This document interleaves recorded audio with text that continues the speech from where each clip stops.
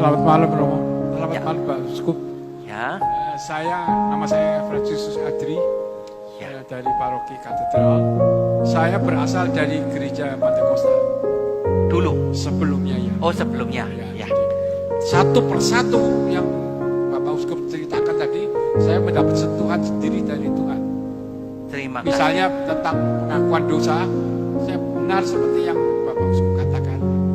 Saya pernah suatu saat mendapatkan satu, ya entah bisikan, entah gimana saya sebut, pokoknya saya bisa menghayati betul. Tapi ada satu hal yang belum benar-benar saya kuasai, Bapak Uskup, yaitu tentang purgatorium. Ya. Bisakah Bapak Uskup jelaskan secara singkat saja? Semoga saya bisa menangkap dan menerimanya dengan sebaik-baiknya. Terima kasih. Baik Pak. Kebetulan saya siapkan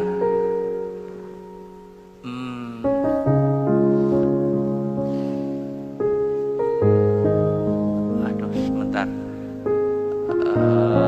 Ini harus ditutup dulu ya. Tentang api penyucian. Api penyucian merupakan salah satu ajaran yang sulit diterima kalau kita menafsirkan Alkitab secara hurufiah. Api penyucian, nama Latinnya purgatorium, tempat penyucian. Ya. Lalu dalam lukisan biasanya digambarkan ketika seorang imam mempersembahkan Ekaristi, ada orang-orang tertentu yang punya indera keenam bisa melihat sebenarnya waktu itu begitu banyak jiwa-jiwa menunggu masuk surga, dan berkat doa-doa jiwa-jiwa itu bisa masuk surga. Siapa yang masuk dalam api penyucian? Saya jelaskan secara singkat. Kadang-kadang orang Katolik sendiri tidak mengerti. Mereka mengatakan orang Katolik itu sebelum masuk surga masuk ke api penyucian dulu, baru masuk surga. Tidak. Ajaran Katolik begini, kalau orang meninggal ada 3 kemungkinan. Kalau waktu meninggal dia dalam keadaan suci, dia dalam keadaan tidak punya dosa-dosa berat, dalam keadaan mau berdamai dengan Tuhan, menerima Tuhan, ketika dia mati, dia layak masuk surga. Langsung, karena dia suci, tidak ada. Satu, masuk surga. Kemungkinan kedua, ketika dia mati, dia menerima Tuhan, tetapi dia mempunyai dosa-dosa yang sudah diampuni, dosanya diampuni, tetapi jiwanya masih belum disempurnakan. Nah, untuk menyempurnakan jiwanya yang sudah diampuni dosanya, Gereja Katolik yakin ada masa sebelum masuk surga, masa disucikan oleh Tuhan yang namanya purgatorium. Nanti dasarnya saya berikan, tapi saya terangkan dulu kemungkinannya. Yang ketiga, ketika dia mati, dia menolak Tuhan sampai akhir hidup, menolak Tuhan, tidak mau bertobat, maka masuk neraka. 1 dari 3 ini. Sekarang yang Bapak sulit terima adalah mengapa sebelum masuk surga ada kesempatan untuk dimurnikan. Ya. Sebelum saya jawab, saya mau tanya kepada Bapak. Kalau ada seorang anak melakukan kejahatan, ya, sifatnya tuh jelek, pemarah, iri hati, jelek sifatnya ya. Suatu hari karena marah dia membanting televisi gitu ya. Nah, dia bersalah atau enggak Pak? Bersalah atau enggak? Bersalah. Terus dimarahi oleh orang tuanya, terus dia minta maaf, ya kan? Minta maaf. Bapak atau ibu yang baik mau enggak memaafkan? Mau. Kesalahannya, dosanya kurang ajarnya dimaafkan enggak? Dimaafkan. Sifat jeleknya sembuh enggak? Belum tentu. Jadi orang tua yang baik ketika anaknya nakal mengampuni, memaafkan anaknya, tapi mengatakan, oke, papa maafkan, tapi kamu 1 minggu tidak boleh ini sebagai hukuman.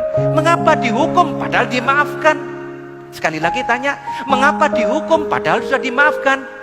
Hukumannya itu untuk memperbaiki sifatnya yang jelek.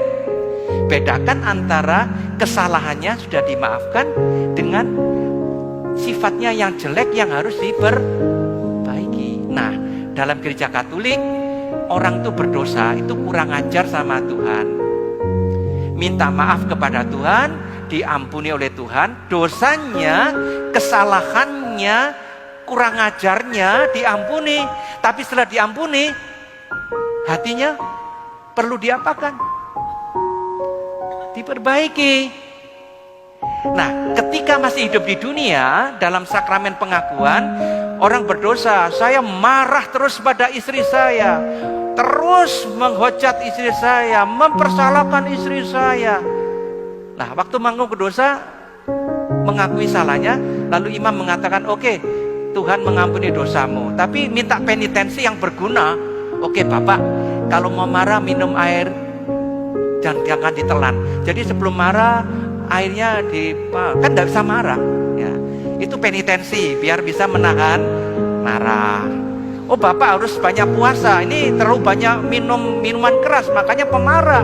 Orang pemabuk itu pemarah. Maka Bapak harus ini bukan tentang Bapak loh ya. Ini hanya contoh ya.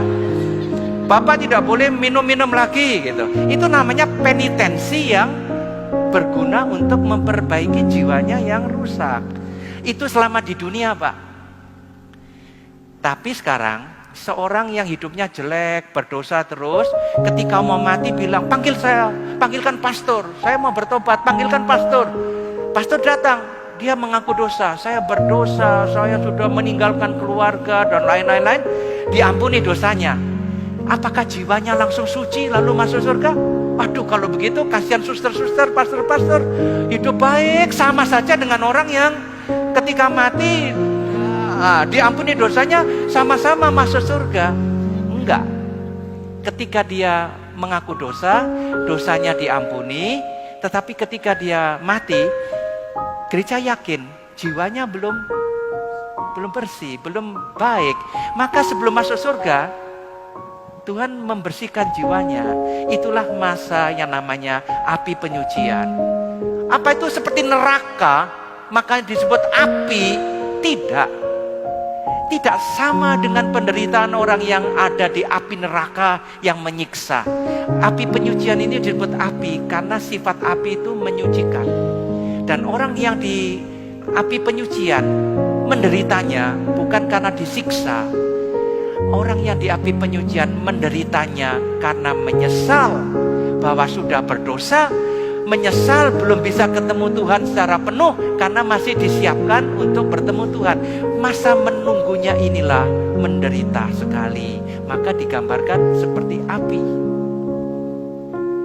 Sekarang dasarnya dalam Alkitab apa? Kok ada saat untuk, kalau sudah mati kok ada saat untuk disucikan lagi? Nah inilah Pak, saya coba. Dalam 2 Makabe ada cerita orang Yahudi yang mati dalam perang suci, ternyata punya jimat-jimat.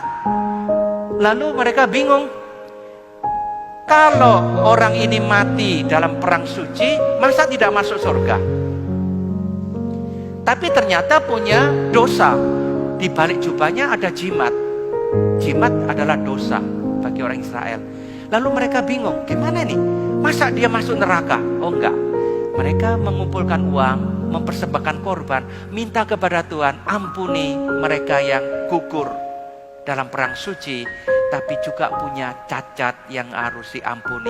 Lalu mereka mendoakan orang mati. Kalau mendoakan orang mati tidak ada gunanya, mengapa ada dalam kitab Makabe? Bahwa ada doa-doa dan korban untuk mendoakan orang yang mati, agar jiwanya dibersihkan, agar dosanya diampuni lebih lanjut, Itu tanda bahwa kita boleh mendoakan orang yang sudah mati. Masih bisa ada perubahan setelah orang mati. Nah, perubahan yang terjadi setelah mati itulah yang dalam gereja Katolik dinamakan masa api penyucian, disucikan. Juga Yesus atau Paulus ya, kalau saya tentang Yesus saya mengatakan begini, ini keterangan saya ya. Belum selesai persiapannya, dia sudah mati, dosanya sudah diampuni, tapi belum dijalani hukumannya, jiwanya belum disucikan, maka ketika dia mati, ya sama Tuhan disucikan sebelum masuk surga. Berkat doa para kudus, berkat kurban Yesus, orang itu mengalami proses pemurnian jiwa sebelum boleh masuk surga. Lalu Yesus pernah mengatakan, segala hujat melawan anak manusia bisa diampuni, tetapi hujat melawan Roh Kudus tidak bisa diampuni, baik di dunia ini maupun di dunia lain. Saya ulangi, dosa itu menghujat Roh Kudus tidak bisa diampuni baik di dunia ini maupun di dunia lain. Berarti ada dosa lain yang bukan menghujat Roh Kudus bisa diampuni atau di dunia ini atau di dunia lain. Nah, pengampunan di dunia lain itulah bagi gereja Katolik, dia belum masuk surga karena belum siap. Mari kita doakan biar prosesnya cepat. Nah, itu dasarnya berdasarkan ayat-ayat yang saya sebut. Nanti kalau belum puas, pinjam buku saya, ada bagian yang menerangkan lebih rinci tentang api penyucian. Tapi dasar yang paling penting Bapak ingat, mengapa dalam Makabe orang yang sudah mati bisa didoakan supaya dosanya diampuni. Itu tanda bahwa di dunia lain setelah orang mati masih bisa dibereskan oleh Tuhan. Itu dasarnya. Oke? Ini agak lama karena ini penting. Banyak orang Katolik juga tidak mengerti ini. Makanya saya terangkan pelan-pelan. Mudah-mudahan Bapak bisa